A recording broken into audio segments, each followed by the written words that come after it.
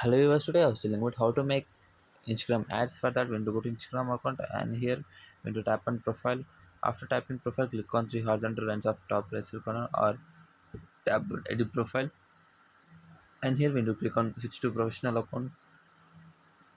Continue, just tap on continue option. After continue tapping on continue action, here I was typing on artist and display and profile.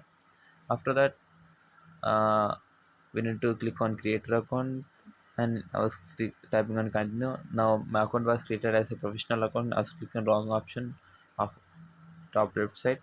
After that, I was posting a picture. So here I was posting this picture, and I was clicking on next option. After that, I was clicking on next option, and here I was clicking on add product details, and here I was giving the product title um, of pictures, and here I was entering some amount of this, and I was tapping on done, and here I was turning off to see to account, and after that if to, and I was typing on boost post, and I was sharing option. I was tapping on share. After that,